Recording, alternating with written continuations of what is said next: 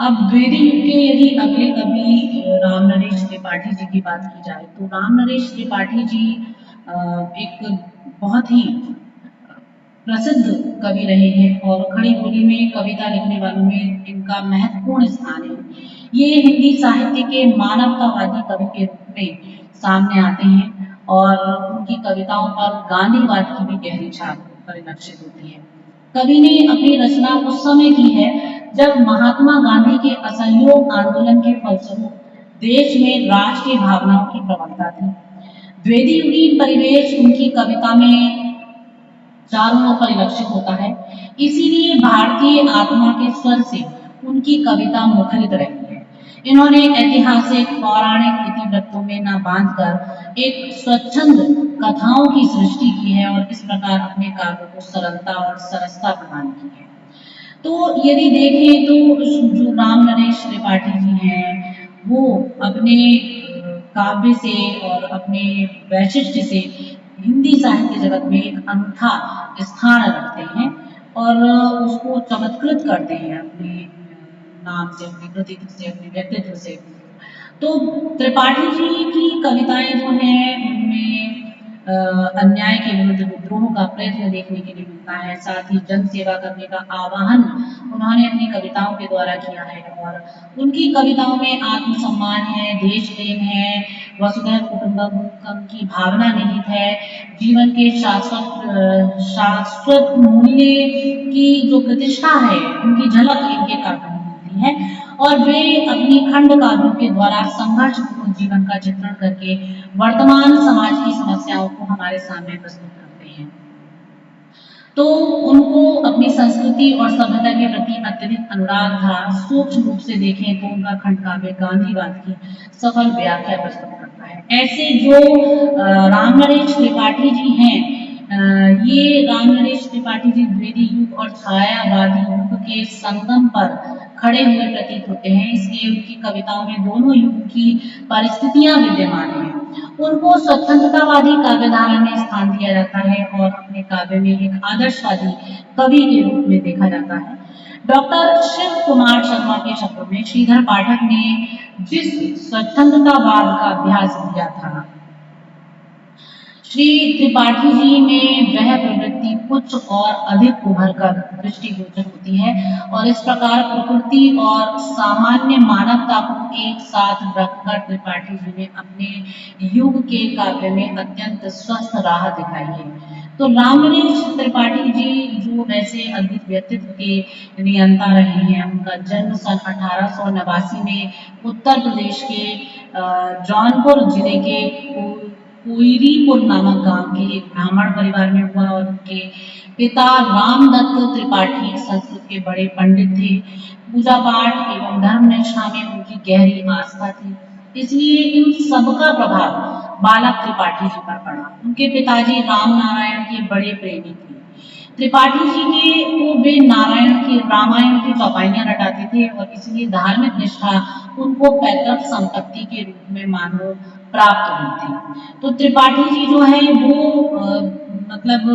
एक प्राक छायावादी युग के महत्वपूर्ण कवि भी कहे जा सकते हैं, जिन्होंने राष्ट्र प्रेम की कविताएं लिखी और कविताओं के अलावा उपन्यास, नाटक, आलोचना, हिंदी साहित्य का संक्षिप्त इतिहास तथा बालूपुर की पुस्तकें लिखी हैं। इनकी मुख्य काव्य कृतियां हैं मिलन, पथिक, स्वप्न तथा मानसी। और राम नरेश त्रिपाठी ने लोकगीतों के चयन के लिए कश्मीर से कन्याकुमारी और सौराष्ट्र से गुवाहाटी तक सारे देश का भ्रमण किया। स्वप्न पर इन्हें हिंदुस्तान अकादमी का जो है पुरस्कार भी प्राप्त हुआ। तो इनके जीवन को और अधिक बारीकी से देखा जाए तो इन्होंने अपने परिवार में निर्भीकता और आत्मविश्वास के गुणों को सीखा है। उसी के कारण एक कर्तव्य निष्ठता, राष्ट्रभक्ति इनके जहन में घुली मिली है।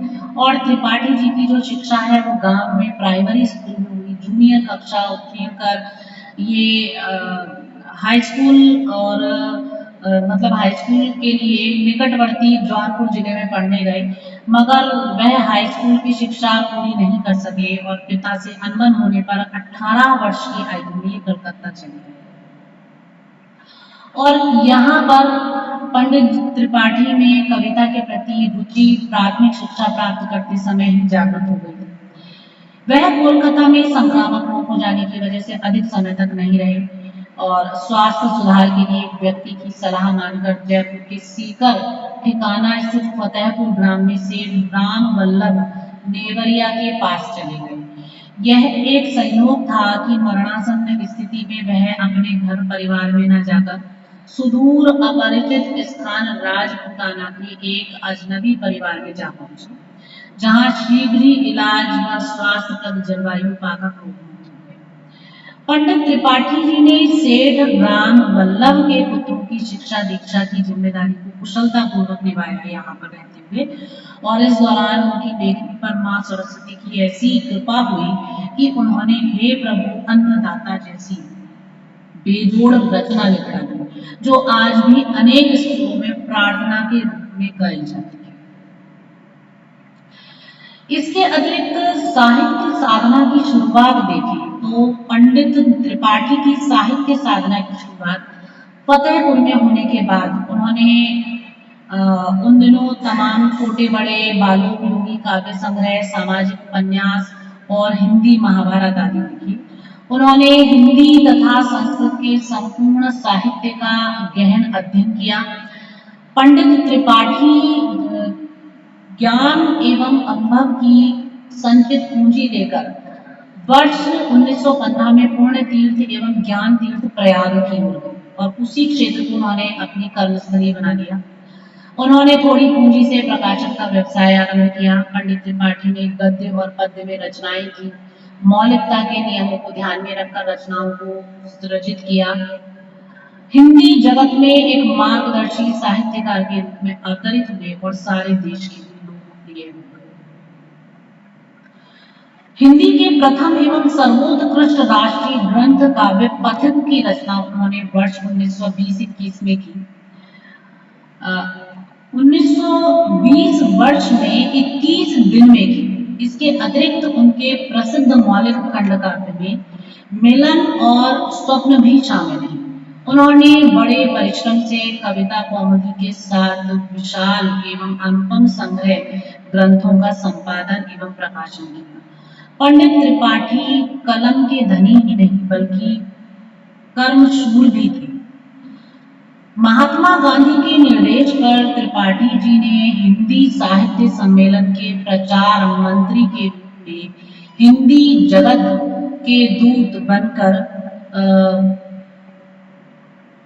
दक्षिण भारत की ओर प्रस्थान किया और वह पक्के गांधीवादी देशभक्त और राष्ट्र सेवक हुए। स्वाधीनता संग्राम और किसान आंदोलनों में भाग लेकर जेल गए। पंडित त्रिपाठी जी को अपने जीवन काल में कोई राजकीय सम्मान तो नहीं मिला, पर उससे भी कहीं ज्यादा गौरवपद, लोक सम्मान तथा अक्षय यश उन्होंने अवश्य प्राप्त किया। तो इस प्रकार पंडित जी ने जो है एक सादगी भरा जीवन बिताया और उन्होंने जो जीवन धारण किया वो वास्तव में सबके लिए अनुकरणीय था। अनुभवों ने उनको अपने जीवन का पाठ पढ़ाया। वे स्वाभिमानी व्यक्ति थे, झूठी प्रतिष्ठा से दूर रहते थे, किसी के सम्मुख सिर झुकाना उनको पसंद ही नहीं था। अपने को किसान का लड़का और किसान कहते थे। उनके जीवन का सूत्रपात देहात के शांत एवं मुक्त वातावरण में हुआ था। ग्राम्य जीवन व्यतीत करने की प्रबल इच्छा से वे प्रयाग से सुल्तानपुर आ गए थे और उन्होंने भारत के सभी प्रदेशों में लगभग भ्रमण किया। वे प्रकृति प्रेमी थे और प्रकृति विषय चेतना उनके काव्यों में अनेक स्थलों पर मुखरित होती है। इसके अतिरिक्त त्रिपाठी जी व्यंग प्रिय रहे और ये उनका विशेष गुण था, विनोद प्रियता और व्यंग करना। वे एक अच्छे वक्ता भी थे और केवल साहित्यकार ही नहीं थे बल्कि राजनीतिक नेता भी थे। बचपन से ही क्योंकि गांधीवादी विचारधाराओं से प्रभावित रहे तो उनके अंदर, उनके काव्य में, उनके कृतित्व में, उनके व्यक्तित्व में उन भावनाओं का आना स्वाभाविक था। संक्षेप में ये कह सकते हैं कि जो त्रिपाठी जी हैं वो एक मौलिक प्रतिभा से संपन्न व्यक्तित्व को धारण करने वाले थे और उनके जैसे लोग दुनिया में विरले ही मिलते हैं। उनका निधन 72 वर्ष की अवस्था में 16 जनवरी 1962 में हुआ। और त्रिपाठी जी के 4 काव्य ग्रंथ प्रसिद्ध हैं। 1977 मिलन जो 1977 में प्रकाशित हुआ, पथिक जो 1920 में आया, मानसी जो 1927 में आया और स्वप्न जो 1929 में आया। इनमें से मानसी इनकी फुटकर कविताओं का संग्रह है, जिसमें मुख्यतः देशभक्ति, प्रकृति और नीति का चित्रण किया गया है। मिलन, पथिक तथा स्वप्न इनकी ऐसी रचनाएं हैं जो कि काल्पनिक कथा पर आधारित हैं और प्रेमाख्यानक खंड काव्य के रूप में समाहित हैं। इन तीनों में व्यक्तिगत सुख और स्वार्थ को छोड़कर देश के लिए सब कुछ न्यौछावर करने की प्रेरणा प्रदान की गई है। त्रिपाठी जी ने अपनी कथा वस्तु की कल्पना देश से राजनीतिक वातावरण के अनुसार की।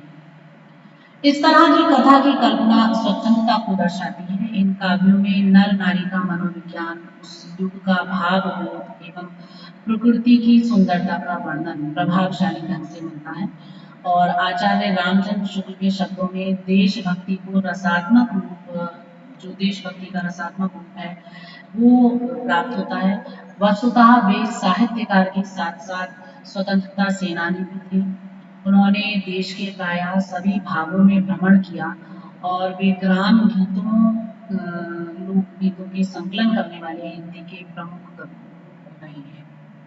तो इस रूप में जो त्रिपाठी जी हैं वो एक अद्भुत व्यक्तित्व के, अद्भुत कला के धनी हैं, जिनका जो व्यक्तित्व है वो उनकी बहुमुखी प्रतिभा से समन्वित है और उनकी राष्ट्रभक्ति, राष्ट्रप्रियता, राष्ट्र चेतना से युक्त रहा है। धन्यवाद।